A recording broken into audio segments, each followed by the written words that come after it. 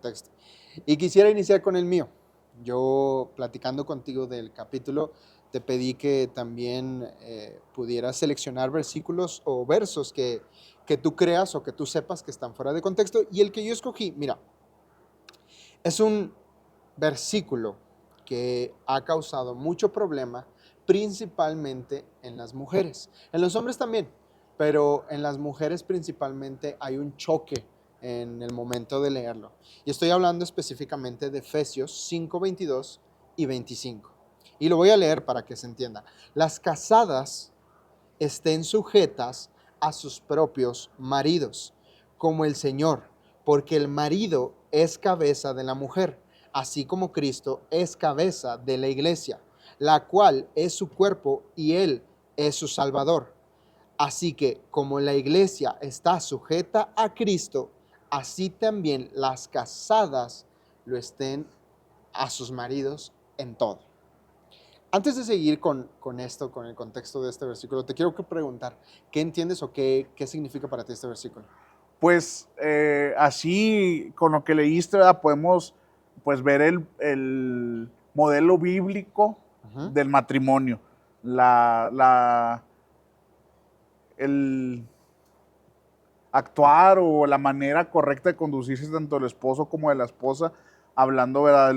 De la sujeción, Sí, es un ejemplo de la relación de Cristo con la iglesia. totalmente. Entonces digo, no sé por qué lado lo mencionas fuera de Ajá, contexto, sí, entonces me gustaría escuchar sí, en qué aspecto, ¿verdad? Porque pues así hay mucho por donde cortar sí, que se puede malinterpretar si no lo estamos leyendo de la manera correcta. exactamente. Bueno, es que, mira, este versículo causa mucho conflicto debido a que cierto número de líderes eclesiales, y esto lo conocemos tú y yo, o sea, hemos escuchado en algún otro lado que quizás se enseña de esta manera. El versículo en sí no tiene nada, no se le cortó nada, no nada.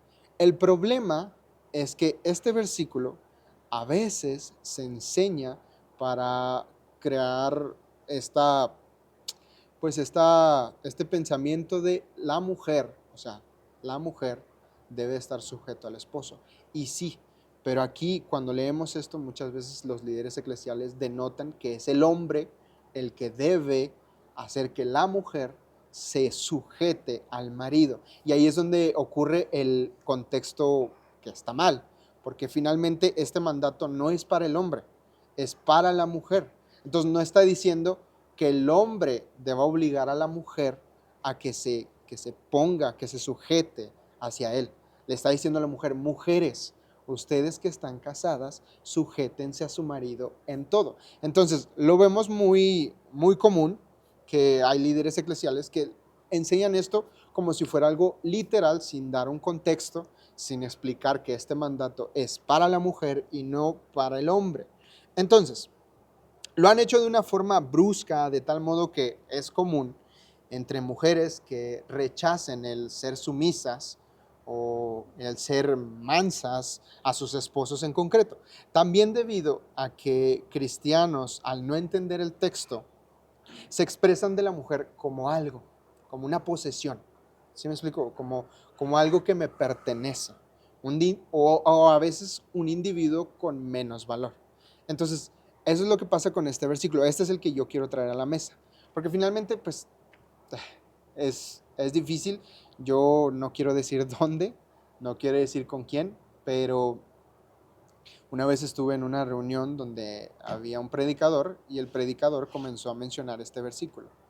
Pero lo que dijo después denotó algo que sinceramente se quebró para mí, porque empezó a decir que los hombres, si tú no sometes a tu mujer a ti, no estás siendo hombre.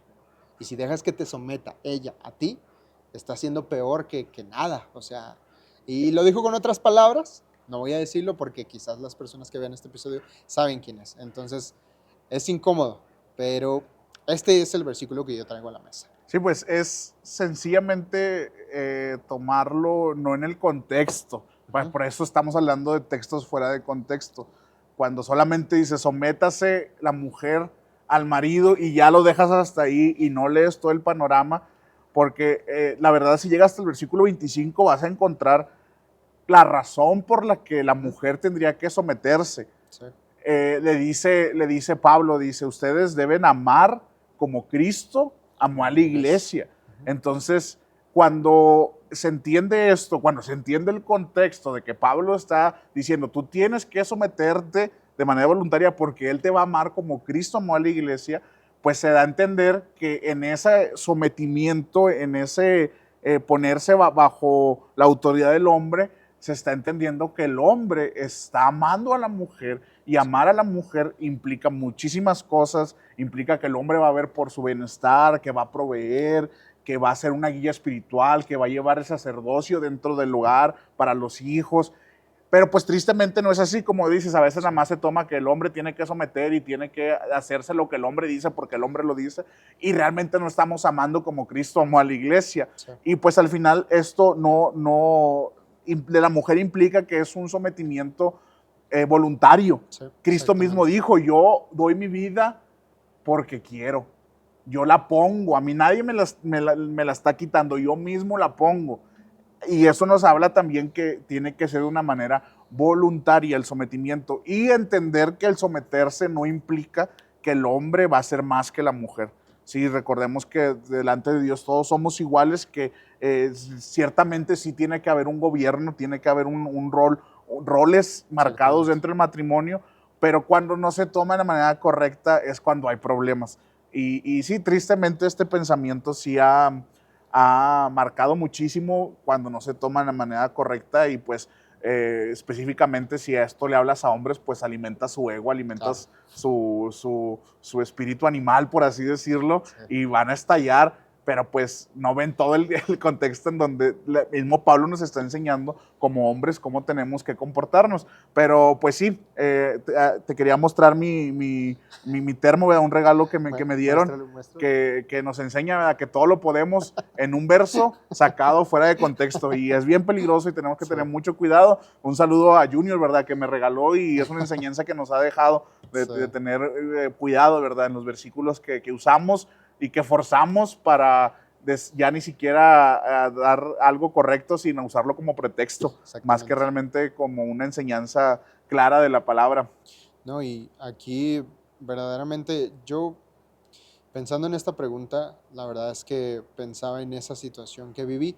De hecho, no quiero dar detalles, pero tú estabas conmigo ese día.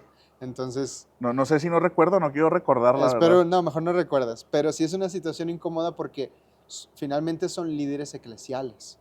Y a veces, por ejemplo, es bien chistoso o es feo, porque, por ejemplo, podría pensarse más bien que por ser viejos, por ser gente que ya tiene años en el ministerio, quizás ya entienden este tipo de versículos, quizás ya estudiaron este tipo de versículos, y de nuevo caen en esto. O sea, y esa vez yo me acuerdo mucho que me molesté y se me hizo muy ridículo, porque era muy chistoso que todos decían, amén, amén, amén.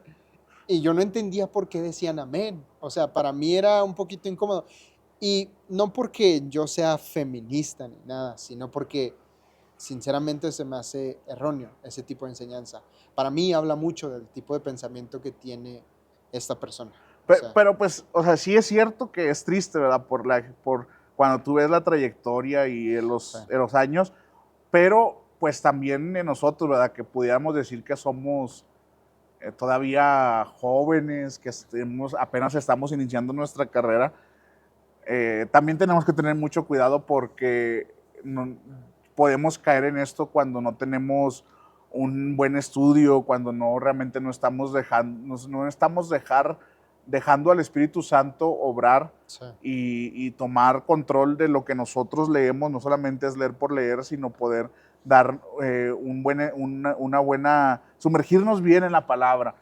Y en nuestra parte, yo he visto que ahora hemos usado, esta generación, los textos fuera de contexto, pero para ahora tomar ideas que son erróneas. Totalmente. Que no están bien, ideas que queremos nosotros forzarlas, y tomamos esos versículos y los torcemos. Muchas veces ni siquiera los torcemos, sino que los ignoramos, y viene muy marcado en esta nueva generación en el que ya no solamente es los que tienen experiencia, sino los que vamos iniciando creyendo que somos distintos y que queremos Sí, cambiar no. y que somos, ya no vamos igual que ellos. Tristemente estamos en la misma línea en la Sí, que estamos torciendo la escritura, y es importante que así como podemos verlo en los demás, pues pongamos atención en nosotros mismos y tengamos cuidado en cómo utilizamos las escrituras, porque al final pues vamos a dar cuentas. sí. Sí, tenemos que tener en mente esto, que el día de mañana, cuando seamos llamados a cuentas,